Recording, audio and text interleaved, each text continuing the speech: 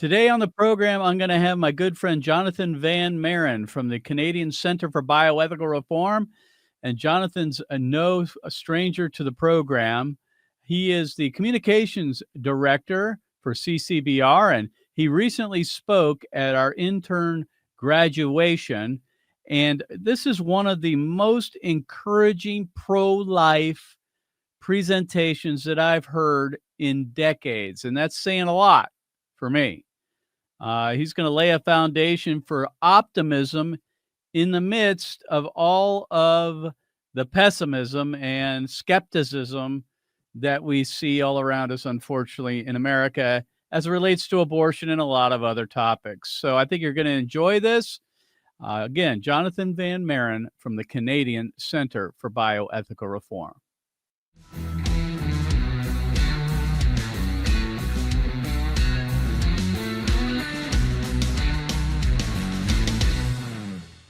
Created Equal is one of my favorite pro-life groups in the world, and I've gotten the opportunity to work with the pro-life movement in 13 countries.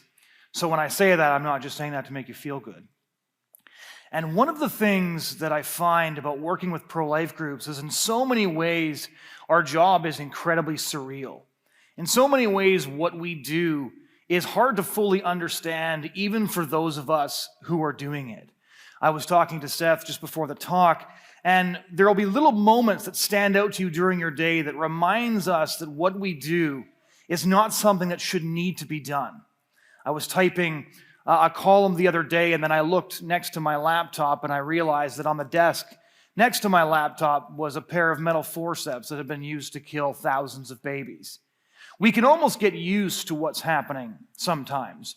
We can almost accept the reality that we see around us because it's so hard to fathom on a sunny, beautiful day like this, that the reality that we're all experiencing right now, getting to be together, getting to be with other activists, with other pro-life warriors, getting to be with our family and to enjoy each other's company, that reality is good and true, but there's another reality happening simultaneously, something unfolding at the same time.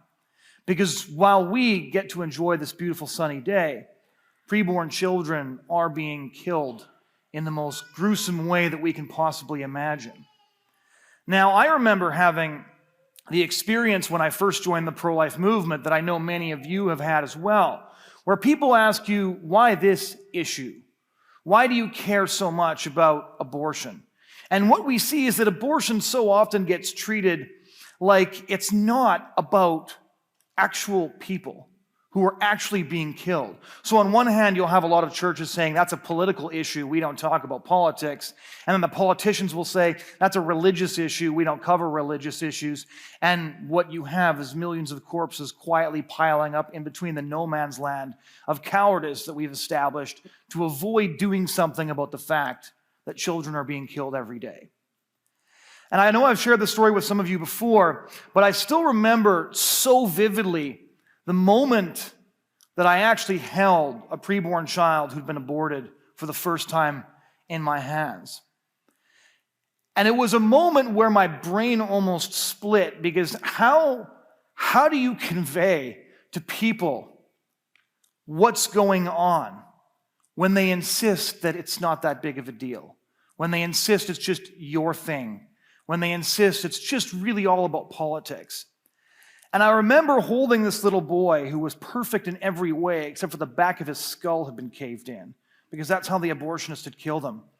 And feeling like I could go insane because I was holding a real baby that millions of people in the culture around me would say was not a real baby. They would say this is a clump of cells. They would say this is not really a human being. They would say, who are you going to believe, me or your lying eyes? And there's something about holding a person that so many people around you, so many people that you talk to this summer say isn't a person, that makes you feel like screaming, that makes you feel like drawing attention to how can you not say that this little boy is a little boy? How can you say that his life was worth nothing? How can you say that his murder was just? And then I put the jar he was floating in down on the table, and the thing that stuck out to me the most about that moment which is kind of tattooed on my memory. I can never forget it, and I can never be the person that I was a minute before I saw it, because I met an abortion victim, and that meeting changed my life in fundamental ways. When I put that jar down, I saw the label on the lid of the jar of formaldehyde in which he was floating. And that label only had two things on it: the name of the abortionist who killed him and the name of the place where he died. And the reason that struck me so much is because so many times at pro-life activism, you have somebody scream at you, why don't you get a real job? Why don't you care about real kids? Why don't you care about the real orphans? I'd hear that from Christians who go to church. Why can't you care about real orphans in countries? Why don't you volunteer with World Vision or something? And I was thinking, looking at that label on the lid of the jar, is there anybody in our culture more orphaned than a little boy whose name we do not know because he wasn't given one, whose last name we do not know because he was abandoned by every single natural family member? We don't know who his dad was or who his mother was. We don't know who his grandparents were or if he had any siblings. The only thing we know about this little boy is the name of the person who killed him and the name of the place where he died. And is there anybody in our culture more orphaned than that?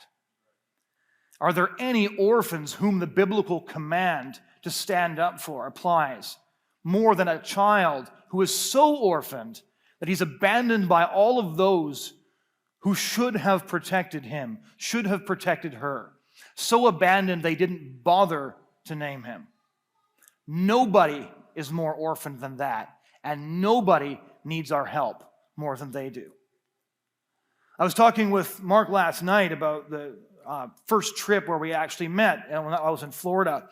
And that trip really stands out to me because it was the first time I experienced for myself that I didn't have to sit by and watch the culture fall apart. I didn't have to accept a world in which people thought killing babies was a right. I could do something about it. When I first did that trip, I was just a campus activist. We were doing the kinds of things that campus activists do. You get together for pizza and you talk about how you're pro-life together. Every once in a while, you'll put up a poster or something like that. And then Stephanie Gray invited me out to do GAP. And I'd never heard of GAP before, and I had no idea if it would work. And I remember one of the very first conversations I had on the very first campus where I was. I'm standing in front of this massive display of abortion victim photography. And I was ready to rumble because I enjoy debating, and we'd just gotten the full apologetics training from Stephanie. Mark trained us on pro-life strategy. I was actually kind of hoping that I would run into one of these campus feminists I'd heard so much about, because that could be kind of fun. I'd read about them in stories, but I'd never seen one in real. And so I was on campus, and I was ready to go. And I remember a young woman came walking by me. She was about 18 years old, and I stuck my hand out with a pamphlet, and I said, "What do you think about abortion?" I was like spring-loaded. I was totally ready to have this discussion. And she stopped. She was wearing these massive sunglasses, and she stared at me, and she said, "I had one 3 weeks ago." I don't get speechless very often, as my parents can tell you. I was just riveted to this spot in front of the display because I knew how to explain to her that her baby was a human being, but it was too late for her baby. I knew how to explain to her that her baby was a person. That didn't really matter anymore. I had no idea what to say to her, and so I just asked her, "Oh, what do you think about this display then?" I couldn't think of what else to say. And then I saw tears running past her sunglasses, and she said, "Why didn't anybody tell me? Why didn't anybody tell me that that's what abortion is and that that's what it's looked like?"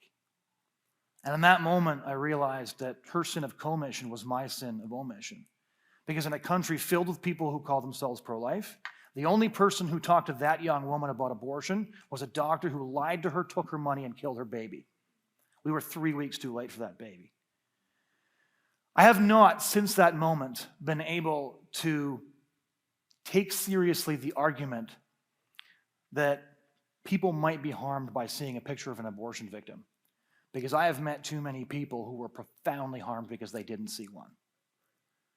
That first day, one of my very first experiences, that first morning, was unbelievable for me. Many of you will be able to describe very similar experiences, because I realized when the first person I talked to who actually changed their mind, who admitted they had been pro-abortion and had become pro-life. I'm like, this is possible. What if I just kept on doing this and got other people to do it with me, and then we did it everywhere that we could? If this can change one person's mind, we can actually see real things change. And I think it's important not to forget that, because many of you will have had so many hundreds of conversations now that you almost get used to the tiny miracle of somebody who supported abortion no longer supporting abortion, simply because you had the courage and the commitment to go out there, present simple arguments, and tell the truth about what abortion is with your signs. We used to write down, I remember when I first started writing down my testimonies of changed minds, I would write a small novel, right? You know, there was cliffhangers, and then there was the point where the argument really sunk in and they changed their mind. But after a couple of weeks or even a couple of months, you actually get used to the fact that people actually do change their mind about abortion. We forget how incredible it is and what an opportunity it is to be part of something like that. I remember one of the weeks down at Florida on one of the campuses, and everybody was starting off writing these long stories about how they were changing minds. And then I flipped to the end of the book. We filled 3 fat books in 1 week, just to stories of students who changed their mind on campus. And you all know how campuses are for being friendly. And towards the end, the testimonies got really short, and one of my colleagues had just written, pro-choice Dylan, human rights argument, pro-life Dylan. Because we actually can change minds. This actually does work. And one of the things that I want to do this morning is rebuke cynicism and rebuke pessimism. But I'm not going to just do so with religious truisms, because a lot of times we brush off responsibility by saying God is in control, by which we actually mean he'll take care of it, I don't need to do anything. The history of social reform is the history of small, committed groups of Christians confronting an unbelievably hostile culture and changing that culture as a result. Now, you're all familiar with the story of William Wilberforce and the Society for Effecting the Abolition of the Slave Trade, because he's the one who pioneered a lot of the tactics that created equal uses on the streets, that CCBR uses on the streets. But there's something about that story that I think often gets missed. Because I remember so many times at Right to Life presentations or at church presentations, I would get a version of this. But abortion's been legal for almost 50 years. What can we possibly do about a status quo that entrenched? Our cultural lifestyle, the way our societies function, it depends on abortion. And so there's really nothing that we can do to get rid of it. We can maybe just mitigate some of the damage. We can address some of the fallout. That's because we forget that William Wilberforce, when he met with 12 other people on a rainy night in London in a bookshop on St. George Street, they were going up against an institution that had existed in one form or another, not for 50 years, not for 100 years, not for 200 years, for all of recorded human history. The slave trade and slavery itself had been legal in one form or another in every civilization known to mankind. And those 13 people were so insane, they thought they could take it on in the most powerful empire in the world and end it. And they did it in 20 years. How many of you have heard the famous quote from Edmund Burke, "The only thing necessary for evil to triumph is for good men to do nothing"? Pretty much everybody. It's a favorite quote in the pro-life movement for very obvious reasons. Did you know that when William Wilberforce launched his campaign against the slave trade, Edmund Burke told him he supported him, but he was probably wasting his time? That's because it's easy to get cynical. It's easy to think that we can't make change, and it's easy to ignore 250 years of history that tells us that's just an excuse. 250 years of history that says it's been done before, and there's no reason at all that it can't be done again, and that we have the opportunity to walk in the footsteps of some of the greatest men and women who ever lived. We have the opportunity to stand on the shoulders of giants, to do what they did, to live lives of meaning, because those lives are lived for others, lived for the orphans that are so ignored. Consider again the National Child Labor Committee. Most of you, again, will have read my book, Seeing is Believing, and how a photographer named Lewis Hine, a former high school teacher, started traveling back and forth across the United States when the committee realized they couldn't get politicians to listen to their complaints and their reports about children suffering inside factories, because the titans of industry donate a lot of money to political campaigns. Activists, as you know, often can't afford to donate a lot of money to those campaigns. 3 months after his photographic campaign started, Lewis Hine wrote in his diary, already they're setting to work to see if such things could be possible. because he introduced people to the victims that were hidden behind closed doors. In only 12 years, the government started to take action. In only 12 years, the government started to actually pass laws limiting this over the protest of every major industry in the country. An unbelievable change. Why? Because the hidden victims were made visible. Why? Because a handful of people were insane enough to think that they could take on the most powerful forces in their society and win. Because they knew that they could tell a better story. They could tell the story of the victims. They could introduce people to them. Louis Hine has a great response to those who complained that his tactics were graphic and disturbing. What's really interesting is every single movement that's used imagery, which is every successful social reform movement, has gotten all of the same accusations. One of them was, these images are graphic and these are disturbing. And Louis Hine responded to his critics in an address at Harvard University. And he said, perhaps you are sick of child labor pictures. Well, so are the rest of us, but we propose to make you and the whole country so sick of these images that when the time for action comes, these pictures will be a record of the past. And they now are a record of the past. They're a record of the past because Louis Hine took them and showed them to the American public. I could take you through 23 different social reform movements one by one and show how imagery impacted the culture, how imagery led to a change in public policy. It's one of the most ignored things about the civil rights movement. Everybody thinks they've got the civil rights movement all figured out. You know, Rosa Parks refused to give up her bus seat. A young Baptist pastor named Martin Luther King Jr. saw that act of defiance, decided to turn that act of defiance into a campaign called the Montgomery bus boycotts. The Montgomery bus boycotts turned into the Freedom Rides. The Freedom Rides turned into the 1963 March on Washington, where Martin Luther King Jr. told the country about a dream he'd had. The next year in 1964, the Civil Rights Act passed both houses, making the act of injustice that had forced Rosa Parks to the back of the bus a thing of the past. Most of you will know that story didn't start with Rosa Parks refusing to give up her bus seat.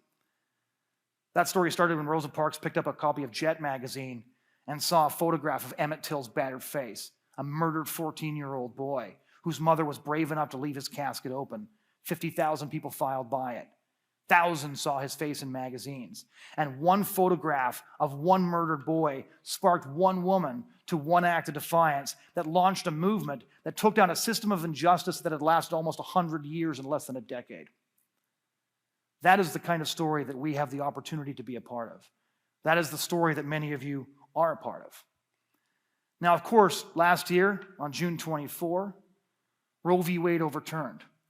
Now, I know that a lot of my pro-life friends moved from celebration to street activism in 24 hours. And I know it's easy to say, great, that's step one, we need to move on. But I do think it's important for us to think about what it means that Roe v. Wade is dead, what it means that Roe v. Wade was overturned. Because the pro-life movement in this country has been dead and buried so many times, I've lost count of the funerals. Everybody said the pro-life movement was dead when Roe v. Wade was passed down in 1973. Then the pro-life movement was dead when the Human Life Amendment failed in the 1980s. Then the pro-life movement was dead when Planned Parenthood v. Casey in 1992 upheld Roe. The debate was over. Some of you might actually remember how you felt the night Obama got reelected and it looked like the Supreme Court was lost forever. It looked like street activism was the only way forward because there was no way Roe would ever die. But God works in mysterious ways. And Roe v. Wade is dead, and the pro-life movement is not. But one of the reasons it's so important to look at what the overturn of Roe means is because when Roe died, something else died as well. I've said this to some of you. The myth of inevitability died when Roe v. Wade died. Our progressive leftist counterparts believe in the myth of progress, that history bends in one direction, that abortion will be legalized everywhere, that societies move steadily more liberal.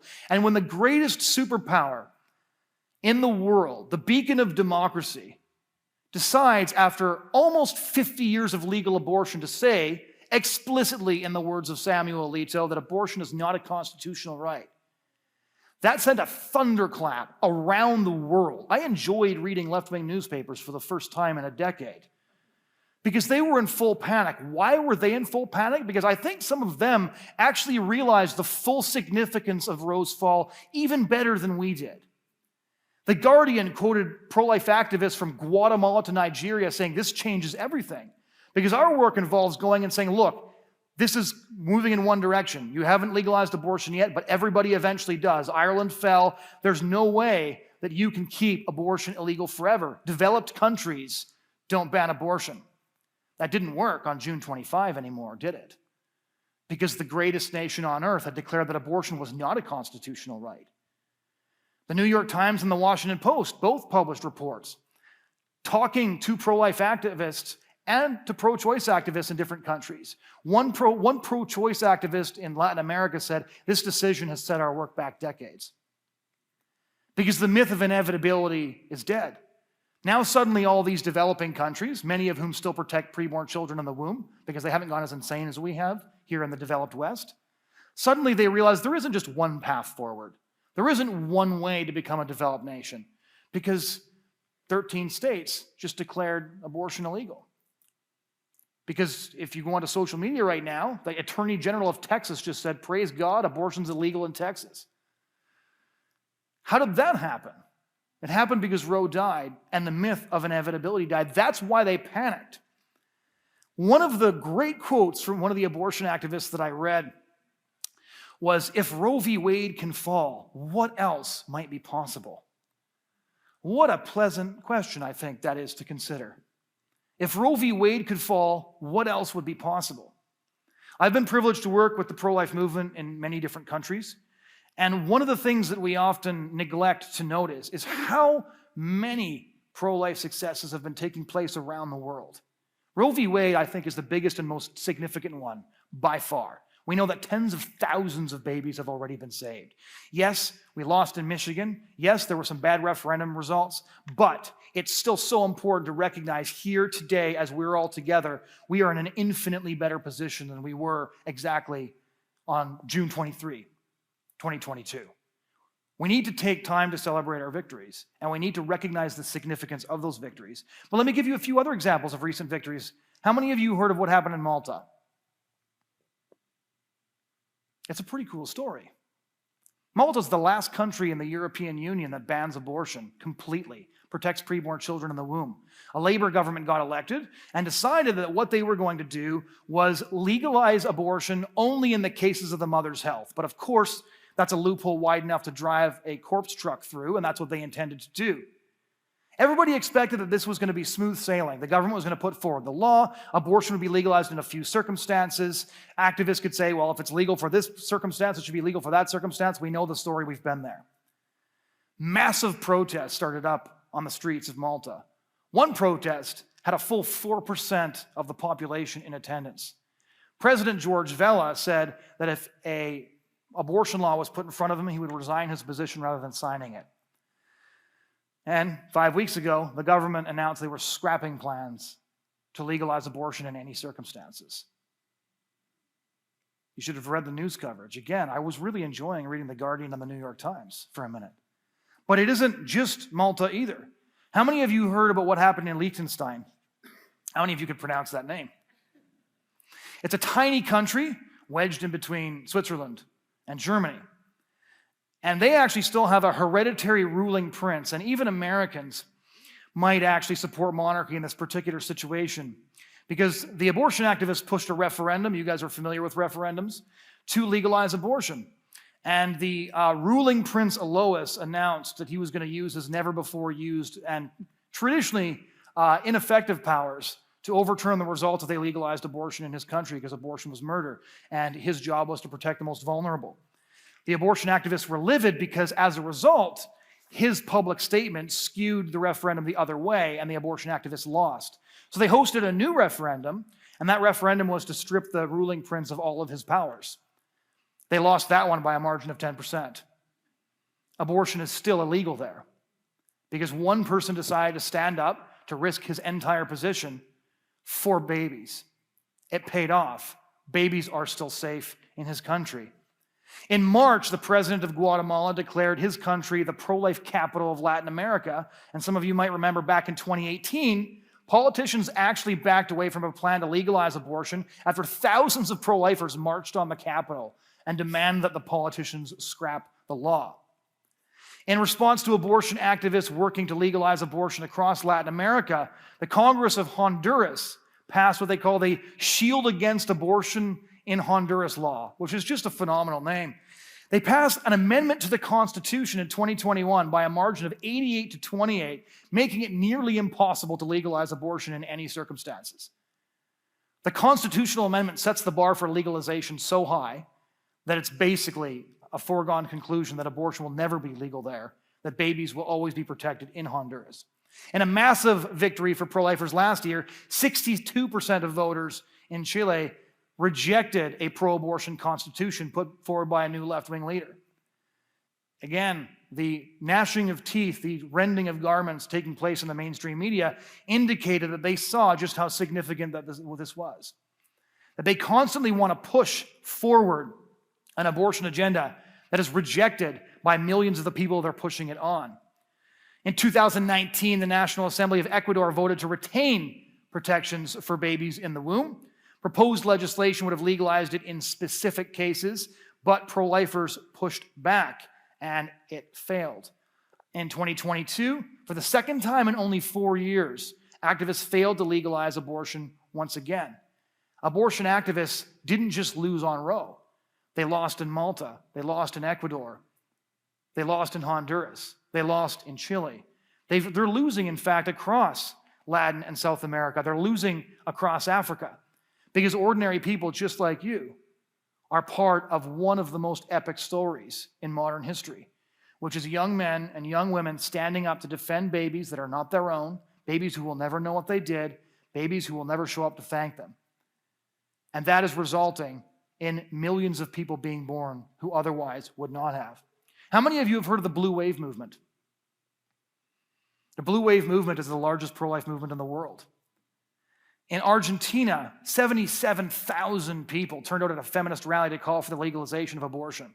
And so the pro-life movement, the Blue Wave movement, decided to hold their own day of rallies across the country to respond. Anybody want to guess how many people showed up to that one? Over 3 million. There was drone footage of one of the rallies, and it's 6 minutes long, just a drone going across a sea of blue. Millions of people there. Why were they there? They took a day off work, they left their jobs, they left their homes, they traveled to big cities, all to make it loud and clear. Babies in the womb are not just entitled to be protected, they are entitled to be defended. Babies in the womb don't just have the right to life, they have the right to our defense. And around the world, pro-lifers are standing up in defense of those children. The fall of Roe v. Wade didn't only mean that over 30,000 babies were saved in the United States in the last year alone, it also meant that pro-life movements around the world doing the same work that we are a part of got so much courage, got so much vigor, got so much renewed energy for the battle. Around the world, everywhere the culture of death raises its ugly head, pro-lifers are there to meet it. And I want to talk to you guys just for a minute about the story that we're all a part of, because sometimes we can get into the routine. We're doing pro-life work. We know this work changes minds. We believe the imagery is effective. But let's think on a big level for a minute. Let's look at this from a macro level. The great philosopher Alistair McIntyre once said, "Before I can answer the question, what must be done, I must first answer the question of what story or stories am I a part of?" And I think the story of the pro-life movement is one of the greatest stories that is still unfolding. I often get told, it's so admirable that pro-lifers sacrifice so much for the movement, and I say the same thing every time. The pro-life movement has given me so much more than I have given the pro-life movement, because I have gotten the opportunity to stand up for beautiful children. I get to stand up for people that nobody else do. I get to spend mornings with people like you. When I go to different countries, I get to meet the best people in those countries right away. The people who are standing up for babies. It has been the honor and the privilege of my life to be part of this movement, to be part of this story. And I remember that first week in Florida. I grew up hearing a lot of depressing talk about how the world was going to hell. I'm from Canada, so we're a bit ahead of you. And I remember as a teenager being really frustrated. Like, what do you mean the world's going to hell? I just got here. I don't want to hear stories about how everything's falling apart and the culture's in decline and, how can people ever raise kids? And I remember that very first day on campus, sitting at a campsite that night around a fire where people were swapping war stories. And then she said this, and then she changed her mind and she became pro-life, and they were swapping all these stories. And I remember looking around at everybody and thinking, this is the story that I want to be a part of. I don't want to be part of the story where we talk about how everything's going to hell all the time, how all the major battles are lost, about how it's going to be so hard to raise kids in a culture that is so poisonous and so toxic. This is the story that I want to be part of. I want to be part of the story of the people who said no. I want to be part of the people who took the opportunity history had given them to be part of something so much bigger than themselves, something so beautiful, something that will introduce them to some of the most loyal, courageous, honorable men and women they'll ever meet. I want to be part of this story. It wasn't just the babies who brought me into the pro-life movement, it was also the pro-lifers that I got to meet. I wanted to be part of that story. I wanted to be part of the backlash to the sexual revolution. The sexual revolution, yes, as you read in my book, The Culture War, and as we discussed earlier this summer, was the most successful revolution the world has ever seen. It represented a cosmic rupture in history between the way people used to live and the way that they live now. But that, in a somewhat exhilarating way, gives us the opportunity to live as counter-revolutionaries. We can rebuild a culture of life. We can take back what was lost. I think of a place like Poland that suffered under communism for decades, out of the Nazi frying pan and into the Soviet fire. There's been massive protests in Poland the last couple of years because they're steadily banning abortion in more and more circumstances. What people don't talk about, everybody likes to talk about, look at these abortion activists protesting these awful restrictive abortion laws, but what they don't realize is that only 22% of Poles support legal abortion, and that Poland has become consistently more pro-life since the fall of communism, since the fall of the Berlin Wall. Let me give you an example. In 1992, 47% of Poles believed that abortion should be legal for financial reasons. In 2016, that number had fallen dramatically to a mere 14%. A country that was pro-abortion became increasingly pro-life year over year. That didn't happen by accident. That happened because of people like you. We see that in Canada as well. We see that year over year, the polling data tells us more and more and more people oppose abortion. The group of people most likely to oppose abortion are young people who realize that their government's lying to them about a lot of things. And one of the most significant things that the government's lying to them about is that the baby in the womb isn't a baby, that abortion is about a what, not about a who. But we have the opportunity to defend goodness, truth, and beauty. We get a chance to be a part of the story. I know that pro-life work is difficult, but life is difficult. And no other job, no other path provides the kind of payoff, the kind of reward, the kind of camaraderie that something like this does. Most of you will know this. You've experienced the summer together. If somebody had told you before you joined the pro-life movement that you'd get screamed at, yelled at, called horrifying names, and it would be the best summer of your life, you would have called them nuts. But that's the way that it is, isn't it? C.S. Lewis describes friendship in a phenomenal way, and I often think about it when I'm working with my pro-life friends. He says, friendship is born in the moment that one person says to another, what, you too? I thought I was the only one. There's a lot of that going on in the pro-life movement. And I'm thrilled and honored to say that the pro-life movement is my people. We get an opportunity to say no to a sick society that kills its children. The future does not belong to those who advocate sterile sex and dumpsters full of dead babies. The future belongs to people like you. And what an opportunity to be a young man in 2022 and to be able, with such simple tools, to defend women and children, to stand up and live out what it means to be a man. What an opportunity to be a young woman in 2023 and be able to stand up for all that is best and beautiful about femininity, defending children, telling the culture that women do not need to kill their children to be equal. What an opportunity to be the men and the women that we were created to be. The reason fairy tales have lasted for 1,000 years is because most young men want to slay dragons, and the good news is there's an infestation. And you've got lots of generals who will direct you into battle. You are already part of this story, so I don't have to welcome you into the story of the backlash against the sexual revolution. I don't have to call on you to become counter-revolutionaries because you already are. But I want you to think for a moment about the story that you've entered, the story that you're a part of. And don't just see pro-life work as a responsibility. See it as an immense privilege. See pro-life work as an opportunity to do something that few other people get the opportunity to do. Living a life of meaning and defense of the children God created is one of the greatest opportunities that will ever be presented to you. I know it's been a lot of difficulty over the summer. I know there's hard battles coming up. I've gone through a lot of hard battles in Canada, let me tell you. I wouldn't trade a minute of it for anything because of the people that I've gotten to meet. And one of those people was a little boy named Adrian. And his mother had scheduled an abortion at the clinic in Calgary. She walked past our signs in the rain, didn't stop to talk to anybody, but the baby spoke to her from the sign, because we're telling stories on the streets when we're out there. The baby followed her home. She couldn't forget him. And finally, she called the clinic and she canceled. I'd been through the dumpster behind that exact clinic. I'd reached into garbage bags and pulled my gloved hand out dripping with blood.